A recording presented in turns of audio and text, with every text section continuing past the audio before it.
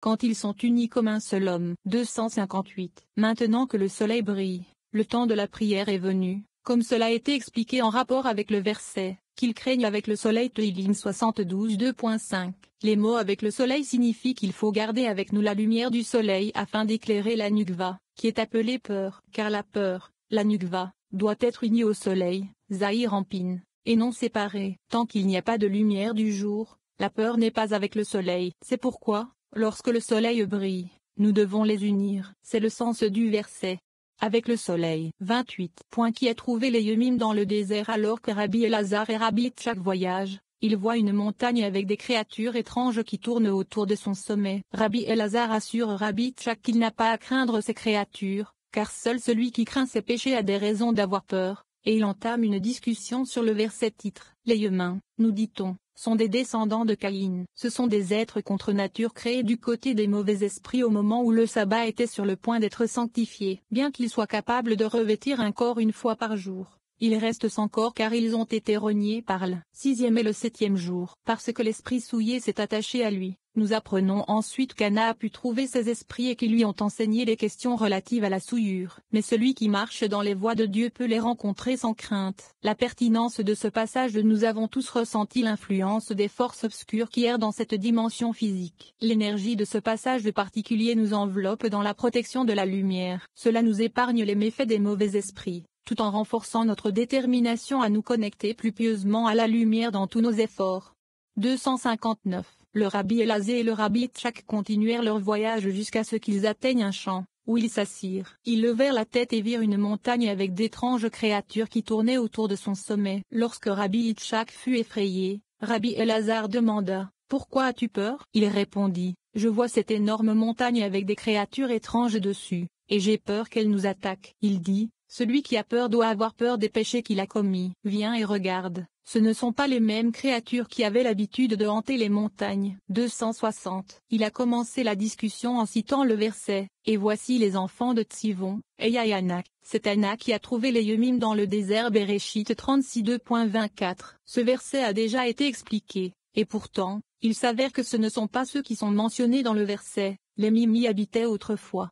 Mais les enfants d'Ésav leur ont succédé. Devarim de 2.10-12. 261. Mais dans le verset qui trouva les Yemim dans le désert, Yemim est orthographié de manière défectueuse, sans la lettre Yud, qui est une indication de l'absence, car les descendants de Caïn, après qu'il ait été chassé de la surface de la terre, sont des créatures étranges, comme il est écrit, « Voici que tu m'as chassé aujourd'hui de la face de la terre, et de ta face je serai caché. » Bereshit 4h14. Et j'ai habité dans le pays de Noibidem 16. Ceci a déjà été expliqué. 262. Les descendants de Caïn viennent du côté des esprits, des tempêtes et des démons, car lorsque le Shabbat était sur le point d'être sanctifié au coucher du soleil, les fantômes créés de ce côté erraient encore. Ils ne sont nés ni le 6e ni le 7e jour, étant nés au coucher du soleil, et il y a donc un doute quant au jour dont ils sont issus, car ils sont reniés à la fois par ce jour et par ce jour.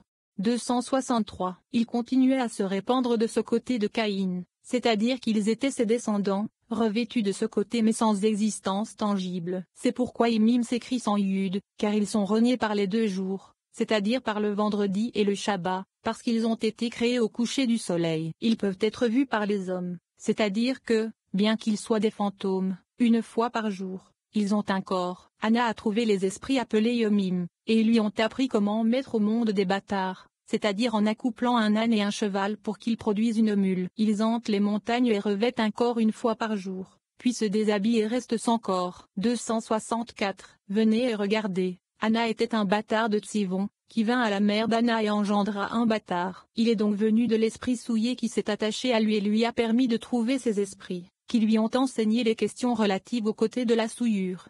265. Venez et regardez. Ceux-ci et plusieurs autres qui sont sortis les uns des autres étaient tous de ce côté, le côté gauche. On peut les voir marcher dans le désert, un lieu désolé dans lequel ils vivent, car la destruction vient toujours du côté gauche. Pour tout cela, un homme qui marche sur les chemins du Saint, béni soit-il, et qui le craint n'a pas peur d'eux. Ils sont allés et ont grimpé sur la montagne, ce qui signifie qu'ils ont étendu la lumière de la gauche dans le Nukva et n'ont pas peur. 266. Rabbi Yitzhak a demandé, « Toutes les montagnes désolées sont-elles aussi leur lieu d'habitation ?» Il répondit, « En effet, elles le sont, mais pour ceux qui étudient la Torah, l'Écriture dit, Hachem te préservera de tout mal, il préservera ton âme. Hachem préservera ta sortie et ton entrée, dès maintenant et pour toujours. Tehillim 12, 7, 8, 29. Je louerai Hachem de tout mon cœur. Rabbi Elazar cite le verset titre et poursuit en évoquant les voies justes du roi David, qui a consacré sa vie à Dieu. David savait que lorsque le vent du nord s'agite à minuit, Dieu rejoint les justes dans le jardin d'Éden. Il savait également que les paroles de la Torah prononcées la nuit s'élèvent devant Dieu. Par conséquent, il se levait à minuit pour chanter des chansons et louer Dieu. De tous les titres qu'il donnait à ses chansons, Alléluia était le plus grand, parce que ce mot englobe à la fois le nom de Dieu et l'appel à le louer. Rabbi Elazar conclut ensuite en expliquant la signification de tout le cœur et de l'assemblée des justes. La pertinence de ce passage, la puissance et la sagesse mystique du roi David remuent dans notre âme lorsque nous parcourons ce passage. Plus précisément, la lumière éveillée à minuit par les actions et les chants de David, descend dans notre monde, remplissant nos âmes et celles de l'humanité. Cela diminue les ténèbres spirituelles qui donnent naissance aux conflits personnels et mondiaux. 267. Le rabbin Elazar a ensuite cité le verset « Alléluia, je louerai Hachem de tout mon cœur » dans l'assemblée des hommes droits et dans la congrégation Tehillim 111. Ce verset a déjà été expliqué, mais venez et regardez, le roi David a adoré le Saint, béni soit-il, toute sa vie. Il se levait à minuit pour louer et remercier par des chants et des hymnes afin d'établir sa place dans le royaume d'en haut. 268. Il savait que lorsque le vent du nord se levait à minuit, le Saint, béni soit-il, se levait dans le jardin d'Éden pour se réjouir avec les justes. David se levait donc à cette heure-là et se fortifiait par des chants et des louanges jusqu'au matin. 269. Ceci parce que le Saint, béni soit-il, se trouve alors dans le jardin d'Éden. Nous avons expliqué que lui et tous les justes du jardin écouteraient sa voix, comme il est écrit, « Les compagnons écoutent ta voix, fais que je l'entende » Shorachim 8h13. Un fil de grâce serait également tiré sur lui le jour, comme nous l'avons appris du verset, « Le jour, Hachem ordonnera son amour inébranlable, et la nuit, son chant sera avec moi » Tehillim 42 2.9. De plus, les paroles de la Torah qu'il a prononcées pendant la nuit s'élèveront et seront ornées devant le Saint. Béni soit-il. Le roi David consacrera donc toute la nuit à l'adoration de son maître. 270. Venez et regardez, Alléluia. De tous les chants et hymnes que David avait chantés, le plus grand était Alléluia, comme cela a été expliqué. Quelle en est la raison? Il contient à la fois un nom et une louange. Il demande, qu'est-ce que c'est? Le nom est Yah, mais qu'en est-il de la louange? La louange est la congrégation d'Israël, qui est la Nukva appelée Hallel, parce qu'elle offre perpétuellement des louanges au Saint, béni soit-il, et ne se tait jamais, comme il est écrit, ne te tais pas, Elohim, ne te tais pas, et sois tranquille, El Tehillim 83 2.2, parce qu'elle offre une louange continue devant lui. C'est pourquoi un nom et la louange sont évoqués dans le mot Alléluia, littéralement, louéa. 271. Je louerai Hachem de tout mon cœur. Il a déjà été expliqué qu'avec tout le cœur signifie avec le bon penchant et le mauvais penchant, qui sont des compagnons constants de l'homme. Comme cela a été expliqué en référence à avec tout ton cœur de Devarim 6 2.5. Cela signifie que le bon penchant réside dans la partie droite du cœur, et le mauvais penchant dans la partie gauche. Cela est vrai dans ce cas également. 272. Dans l'assemblée des droits, fait référence aux enfants d'Israël, qui sont appelés droits, parce que tous les grades sont ornés à travers eux, les prêtres et les lévites, les justes et les pieux, qui sont droits. Dans la congrégation, a le même sens que se tient dans la congrégation d'El Tehillim 82. Ils sont le mystère dont le Saint, béni soit-il, se part. 273. Il incombe donc à l'homme de louer constamment le Saint, béni soit-il, car il désire des chants et des hymnes. Celui qui sait comment louer correctement le Saint, béni soit-il, trouvera qu'il accepte sa prière et le délivre. C'est le sens du verset, je le placerai en haut, parce qu'il a connu mon nom.